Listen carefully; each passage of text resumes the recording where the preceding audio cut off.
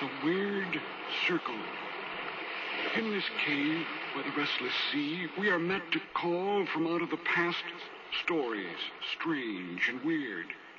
Bellkeeper, toll the bell, so that all may know we are gathered again in the Weird Circle.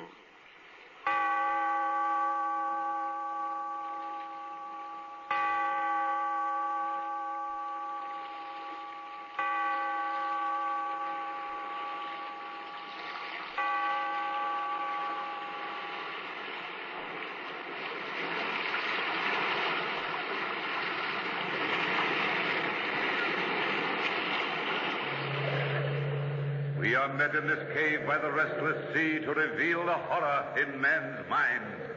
Listen to the Weird Circle.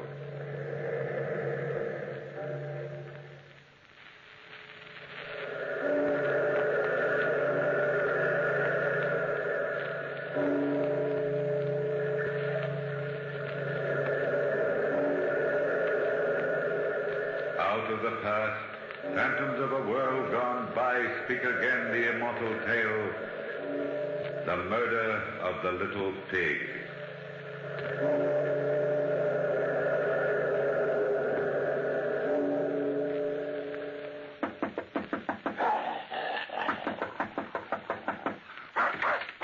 Down, Coquette. Down, I say. Now go to your corner. Well, come in, Monsieur Lahan. This is a surprise. Excuse my dropping in like this, Monsieur Lecoq, but I must see you. Well, yes, of course.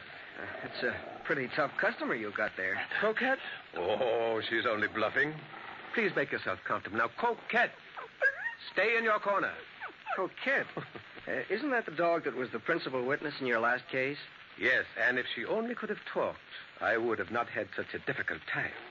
But you've come to see me about something, my friend. What is it? Well, you know, Lecoq, I've been plaguing you for years to let me write up some of your interesting criminal cases. You know, are probably the most popular citizen of Paris. Oh, no. Oh, yes, you are. Certainly the greatest detective of our time. Why, people weigh your least word. Just imagine how they devour one of your stories, fictionized. But... Now, you aren't putting me off any longer. My paper says get Lecoq's stories or get out. You don't want to see me lose my job. Oh, hardly. All right, my young friend Lahan. You've bearded me at last in my own den. But I've known a lifetime of crime. Where would I begin? Well, what about your last case, which involved the dog, Coquette? Indeed, why not? That was a baffling mystery. It had a strange, unearthly element, which has never been explained. And it centered around a very pretty woman. Well, it sounds made to order. And, by the way, how did you happen to acquire the dog? Well, that's part of the story. We'll come to that. Now, let me think a bit about this story. Maybe I should refer to my notes. It's file number 23. Yes, and here it is. The murder of the little pig. Well, does one murder pigs? This kind, monsieur. You know how Parisians are. They're forever giving names to people whose appearance or personality reminds them of animals. In French criminal history, we've had the wolf, the fox, the rabbit, the leopard. That's true. And the little hairdresser, Henri Coudray, was called the little pig. Well, it was past midnight when I received word to hurry to the Rue Batignolles. That murder had been done. When I arrived, the police commissioner took me to the scene of the crime. And there on the bedroom floor, the body lay in the position in which it had fallen. Well, there's little for you to do in this case, Lecoq. Old Henri Coudray, called the Little Pig, has been stabbed to death. And we know who the murderer is. Oh, well, that's pretty fast work, isn't it? Or was the murderer caught in the act? No, the murdered man himself enlightened us. Look. Look there on the floor beside the body. Say, that's a name written in blood on the parquet floor. It's a gruesome sight, isn't it? What is the word? It's M-O-N-I-S. Monish, the first half of the name Monistro, nephew of the murdered man. The Little Pig died before he could finish the name, but he gave us enough. You see, Jean Monistro is the sole heir to Coudray's large fortune. What a cinch of a case. You think the old man started to write the name of his murderer in his own blood? What else is there to think? Well, I don't know. Have you noticed the expression on the face of the corpse? Death must have been instantaneous because Coudray died calm, smiling. His assailant must have been known to him. Of course Coudray knew his own nephew. Yeah, but only a hope of revenge could have given so much energy to a dying old man. Imagine how desperately he would struggle to write the name. Why, every split second would count. He knew his life was expiring. And have you noticed something else, Commissioner? The name is written on the right side of the body. And written with the forefinger of the right hand. Oh, come now, Lecoq. This is a simple case. Don't try to make something complicated out of you. I'll convince you. I want you to hear the testimony of the caretaker. Well, Jacques. Jacques, come in here a minute. Yes, monsieur. Now, will you tell Monsieur Lecoq what happened last evening? Oh, yes, monsieur. Gladly. It was about 9 o'clock when the little pig's nephew, Jean Ministro, came to see his uncle. Mm-hmm. Did you see Ministro face to face? Well, no, monsieur. You see, my apartment is on the first floor. Yeah. And John had already started to walk up the stairs when I looked out my door. Oh, so then you only saw the man's back? Well, yes, monsieur. But he had on a suit I had seen Jean wear time and time again. If I did not see his face, I did see his little black dog, Coquette. Our chief witness, Lecoq, is the little black dog. For it was he who witnessed the murder. But tell me, Jacques, exactly what happened. Well, monsieur, nothing really happened. I saw Jean going upstairs and the dog Coquette tagging along behind. Mm-hmm. That was at 9 o'clock. And then at about 9:30... I'm a great one to look at my watch, monsieur. That's it. At 9:30... I heard the entrance door open, and I saw Jean Ministro leave the building with the dog. Commissioner, what time do you fix the murder? Between 9:15 and 9:30. Mm-hmm. Well, Jacques, did you see Jean Ministro's face as he left the house? Well, no, monsieur. I only saw his back. But I would swear it was Jean, all right. There's no doubt it was Jean Ministro who killed his uncle to get his inheritance. I've ordered my men to arrest Ministro. Yes. Commissioner, have you observed that the night table is on the left side of the bed? And there's a newspaper dropped to the left of that chair. And an empty wine glass on the left of the desk. Oh, go home and go to bed, Lecoq. I'm not going to let you make a mystery out of this plain, simple case. I know, but I can't reconcile the peaceful, smiling expression on the face of the corpse with that writing on the floor in blood. I feel in my bones that Jean Ministro is innocent. Yeah, come in. Commissioner, we've arrested Jean Ministro. Have any trouble with him? No, monsieur. Ministro has confessed to the crime. Well, I left the scene of the crime with my opinion unchanged. Though indeed my face should have been red, what with my innocent Jean confessing. And the first witnesses I examined only strengthened the state's case to establish his guilt. Really? Yes. I talked first to Marie, wife of Jacques, the caretaker. Marie, I believe, was an habitual eavesdropper. In any case, 3 days before the murder, Jean and his wife Clara called on the little pig Coudray. And listening in the hall, Marie overheard the uncle say... So you visit your old uncle in the middle of the week, huh? Never heard of such a thing. Now, don't tell me you're getting so fond of me that you can't wait until your usual Sunday visit. We've come to see you about something special, dear Uncle Henri. Not that we don't want to see you at any time. Well, you don't say. You'd ever expressed yourselves in such affectionate terms before. You must want something. Well, out with it. Out with it. My friends are waiting for me at the cafe for my usual glass of wine and game of cards. I can't keep them waiting all night. Well, you see, Uncle, business is not going very well with me. How can you run a jewelry business, Uncle, without plenty of stock? John simply can't design and make decent pieces. Yes, I don't have enough stock on hand, not enough variety in jewels, and not enough general equipment. And now I have a chance to buy a jeweler's stock at the Palais Royal for 100,000 francs. 100,000 francs? Yes. Huh. That's a very great deal of money, Jean.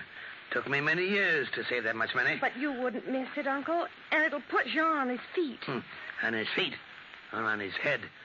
I'm not really concerned where Jean finds himself, my dear Clara. After my death, you two may throw away my money as you see fit. But until death closes these eyes, I intend to keep my money and enjoy it. Yes, all of it. No wonder you're called the little pig. Clara, hold your temper. Why should I? At last I'm going to tell him what I really think of him. You were even more beautiful, Madame Clara, when you were angry. But you should watch your words. I just might take it into my head to leave all my lovely money to a foundation for stray cats. I don't care what you do with it. The money will do us no good when we're too old to enjoy it. We need 100,000 francs now. Now! Oh, come, Clara. It's no use. Jean is wise, Clara. I couldn't even part with the 100,000 francs I've worked so hard to earn. Worked so hard to earn. All Paris knows how you earned your fortune. The rich, silly women whose hair you dressed took too much, didn't they? I told you enough so that you could find out more. And you blackmailed them one after the other. You blackmailed them. Oh, Uncle, don't pay any attention to Clara. You know how impulsive she is. She doesn't know what she's saying. I'm too old to hold grudges. I'll come now. My friends at the cafe are waiting. Good night, children. Good night. Watch the stairs. The hall is dark. Pig. You little pig. Oh, Marie, you nearly tripped me. What are you doing out here in the hall? Oh, merely cleaning up, madame. This time of night. What do you take me for? Well, I'm glad you know now what kind of a man dear Uncle Henri is. Come along, Clara. You've said enough. Marie, when you bring up Uncle's cafe au lait in the morning, put a little arsenic in it for me, will you? Oh, madame, how you talk. Well, I hate the little pig. I'd kill him if I could. Come, Clara, come. You shouldn't say such things. Well, Marie's story made my theory of Jean's innocence seem very weak indeed. Oh, I should think so. Still, I insisted that when Jean left his uncle's house that night, he was not as yet a man driven to murder. Why, Jean wasn't even angry. Mm-hmm. He was not temperamentally the type to murder in cold blood. I see. But Lahan, early in the morning after the murder, a surprise witness brought the guillotine even nearer to Jean Monistro. A well-dressed matron, Madame Dupont, told us this story. On the day previous, at some 10 hours or so before the crime, Madame Dupont went to Jean Monistro's shop in the Rue Vivienne. Ah, good morning, Madame Dupont. Good morning, Monsieur Monistro. I am returning the bracelet. Oh, is there anything wrong? I thought I had repaired it very skillfully. This is not the bracelet I brought to you, monsieur. You have substituted paste for my genuine stones. Oh, I've done no such thing.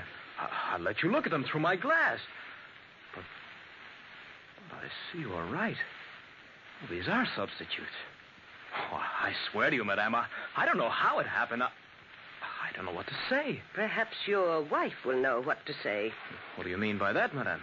Your wife was in the shop yesterday when I called for the bracelet. I thought she acted very strangely. She avoided looking at me and was eager for me to leave. She is not a good thief, monsieur. But I can't believe that Clara would do such a thing. Well, if you didn't remove the stones, monsieur, who else except your wife had the opportunity? No one. Clara knows the work well enough to make the substitutions herself. Yeah. Oh, I see it all. Poor Clara's been worried half sick. We need money, and my uncle refused to help us. Clara did this thing for me.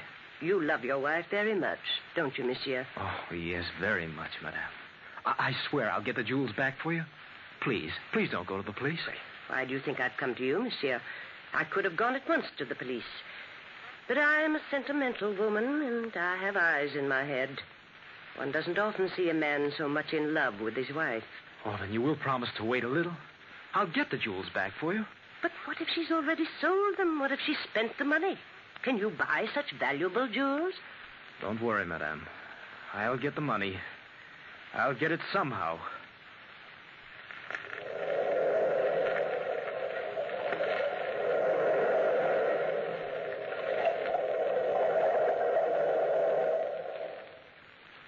And so you see, Lahan, Madame Dupont furnished the state with the strongest possible motive in the case against Jean Monistro. Yes, I see. But doubt as to his guilt persistently tugged at my mind. It was still early morning, and Jean had not been examined since his confession on the previous night. I wanted to get to him before he became exhausted and confused with the questions of others. I found Jean sullen in his cell and unwilling to talk. I have nothing to say, monsieur. I've confessed. What more do you want? But why did you confess, Jean? That's a queer question.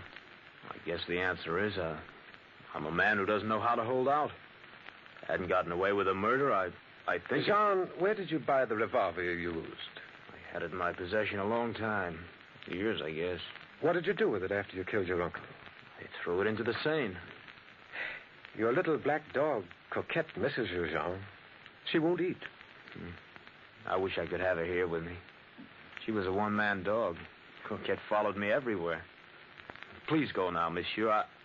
I've no more to say to you. I left Jean now convinced that he was innocent. But where in all Paris would I find the guilty one? I decided next to go to the Rue Vivienne and call on Madame Clara. What can I do for you, monsieur? No one is here. I mean to say, poor monsieur is away, and madame is just leaving. Well, who are you, young woman?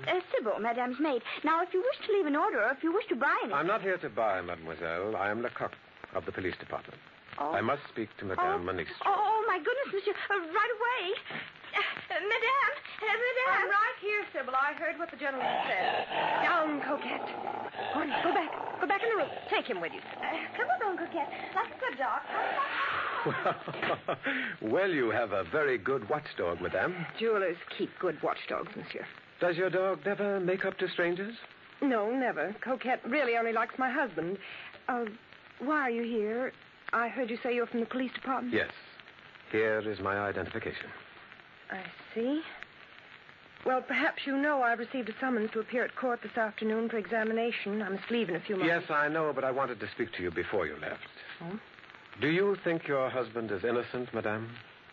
I'm sure of it. Jean couldn't kill a fly. So it has seemed to me. Jean is not the type to kill even a fly. But you know that your husband has confessed. I'm sure that Jean is convinced that I killed his uncle. He knew how I hated Uncle Henri. And then I did something foolish, monsieur. Oh? We needed money, and I borrowed some jewels. I believe that Jean found it out. But he didn't know that I still have the jewels, and I'm going to give them back to Madame Dupont. I'm sure he thought I was desperate, that I'd sold the jewels, spent the money, and then got frightened and killed his uncle, whom I hated, so that we could get the inheritance. You have your husband's reasoning pretty well figured out, haven't you, madame? Oh, but I know Jean so well. Did you kill his uncle? No, monsieur. And I have 3 witnesses that I was home that night. It was hot, and I asked 3 neighbor ladies in to have ice cream with me. They were here from 9 o'clock till after 10. Well, if you have 3 witnesses, you have indeed a perfect alibi. But where was your husband at that time? Well, it's quite unfortunate, but Jean went to see a workman about making some artificial pearls. Oh. Everything was unlucky that night for Jean. The workman wasn't at home. And I haven't been able to find anyone who saw Jean all evening. What time did he leave the house? About 8:30. He came home about 10:30. I know what you're thinking. Jean was away at exactly the right time for him to have gone to his uncle's apartment and killed him and returned. But I know Jean's innocent. I know it. Where was the dog during the evening? Coquette? It's a funny question. Well, I didn't notice where the dog went. Still, I believe Coquette followed her master. Yes, I'm sure she must have followed Jean. La Hand, Madame Clara was from first to last a mystery to me. When I left the shop, I decided to question Madame Clara's neighbors and find out what they thought of her. They talked readily. A pretty woman, but extravagant. Madame Clara has admirers, lots of admirers. I don't know anything about her. Madame is discreet. She drove her husband to the crime, that's what I think. Yes, she had lots of admirers, but who can say one thing wrong about her? And while talking to Madame Clara's neighbors, the idea came to me, which I was sure would put me on the trail I was seeking. Well, what was that? I had already seen Madame leave the house, so I knew I could find the maid, Sybil, alone when I returned to the shop. Oh, monsieur, madame has left. Oh, well, that's unfortunate. Madame gave me the name of a friend of hers, and I've lost the card it was written on. Now, a bright girl like you wouldn't be so careless, would you, Sybil? Oh, monsieur, you have a good memory. You remembered my name. And I couldn't easily forget. The name goes with such a pretty face. Oh, monsieur, now you joke with me. No, Sybil, I'm entirely sincere before such youthful charm. Oh. And I can see how bright you are, too. I'll bet you can tell me the name of that gentleman. You know, he's the only man beside Monsieur Monistro himself, the only other person the dog Coquette would follow. Oh, you mean Monsieur Victor? Exactly, Victor. How silly of me to forget such a simple name. And his address was Oh, let me see. Oh, Soudoy, number 23. It's not far from here. Yes, of course. It's hard to account for the affections of animals, isn't it? Now, Coquette is unfriendly to everyone, so I'm told, to everyone outside the immediate family, and yet she's so friendly with Monsieur Victor that she would actually follow him. Oh, well, you see, Monsieur Victor used to own Coquette, but he gave her as a present to Madame and Monsieur Ministro because they needed a watchdog. Oh, but Coquette still loves her former master. She often visits him. Well, that's a quaint habit, isn't it? But I suppose the Ministros must lock up the dog so she doesn't go off visiting at night. No, they don't bother to lock her up if they're staying home. No? Coquette often runs over to Monsieur Victor's after supper, around 7, and doesn't come back before 10. That is, if she can get out. Now, this week, Coquette's been a regular gadabout. She's been over to Monsieur Victor's every single night. I knew before I was out of the Rue Vivienne the course of action I would take. It was bold, but it would save weeks of investigation. As you know, Lahand, it's in my character to take risks, and when I'm near the solution of a case, I'm inclined to be dramatic. Yes, I know. And especially in a case like this, where the evidence is purely circumstantial. Well, it took 3 days to study the house and the habits of Monsieur Victor, and to make other careful preparations. But it was an uncanny and strange circumstance that finally turned the case. On the 4th night, according to plan, Monsieur Victor was kept out very late. When he reached his apartment, he went to bed promptly and then to sleep very quickly, for he had been drinking a great deal of wine.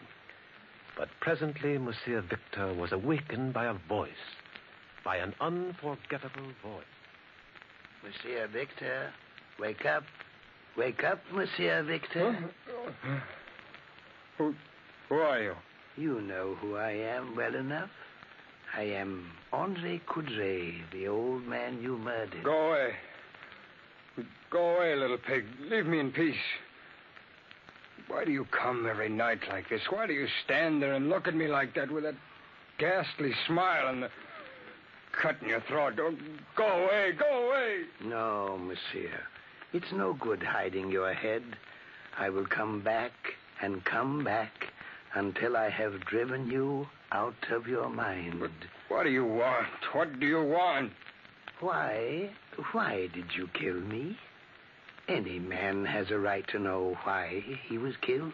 Well, if I tell you, will you go away? Will you promise never to come back? Yes, I promise. Now, tell me, and I will stay quite silently dead. All right. All right, I'll tell you. I love Clara. I dressed like Jean, took the dog Coquette to your house and killed you. And now Jean will go to the guillotine. Clara will inherit your money, and in time we shall be married. I killed 3 birds with 1 stone. Got rid of you, and Jean and Clara will have your money. Very clever, Monsieur Victor. And you wrote part of Jean's last name in my blood on the floor, didn't you? Yes, that finished it. Now go back. Go back to your grave and stay there. All right, men, grab him. Go. You're under arrest, Louis Victor. No. Danton, turn up the light. There's no use. I got him. What is this? Take that gun away from me. All right, now he's handcuffed. Well, Danton, that was a very good performance. Well, thank you, Lecoq. It was a pleasure. Who is that man? He's the image of Andre Coudray. This is Philippe Danton from the Comédie Française. How do you Very do? good actor. How do you do? Well rehearsed and perfectly made up. You know, I'm almost ashamed to work this ancient trick, having an actor pretend to be a ghost. But it did work. Oh, don't boast, Monsieur Lecoq. You had little to do with the success of your trick. The little pig Andre Coudray made your trick work. Are you trying to tell me that a dead man helped us? I believe he did. What? For the last 3 nights, I've dreamt a vivid dream, the same dream each night. I dreamt that Andre Coudray stood at the foot of my bed exactly as I saw this actor. Coudray did not speak in my dream, but when I heard his voice tonight, I was not surprised. I believe my dream had come true, that the apparition was really there, and that Andre Coudray wanted to know why I'd killed him, that if I told him, he would go and leave me in peace. What?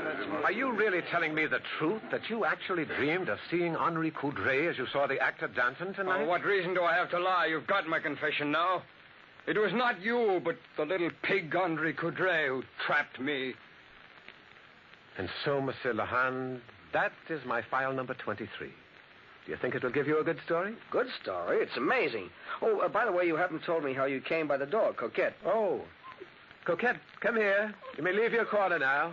Come here, girl. Jean Ministre was so grateful to me for releasing him from facing the guillotine that he insisted on giving me his dearest possession, Coquette. She's a fine little dog. Yes. You know, I'm afraid I'd make a poor detective. I lost sight of some of your clues. Now, what made you so sure that Jean Ministro was innocent? Well, sometimes the things that are not seen are near enough to put the eyes out. Yeah? You remember how I had observed that the night table, water, wine glass, and so on were all at the left side for convenience? But the letters we found on the floor, M-O-N-I-S, were at the right of the body, written with the right hand. Well, I later confirmed my first impression that Coudray was left-handed. And besides, the police commissioner had greeted me with the information that Coudray had been stabbed. But later, I asked Jean in his cell what he had done with the revolver, and he answered that he had thrown it into the river Seine. Well, I suppose Clara was convicted as Victor's accomplice, wasn't she? No, we suspected her, but suspicions are not proof. She denied knowing of Victor's affection for her, and we could get absolutely nothing against her. But always I have wondered, was Clara merely a clever, discreet woman and a good actress? Was she Victor's accomplice? What do you think?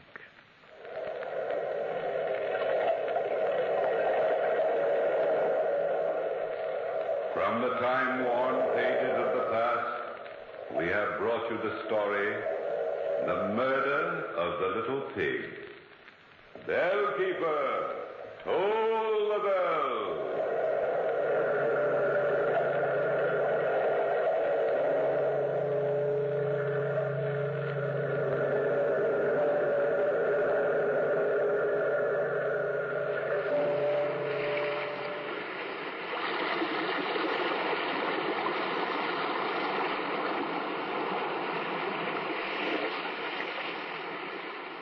From the time-worn pages of the past, we have heard another immortal tale in The Weird Circle. Bellkeeper, toll the bell.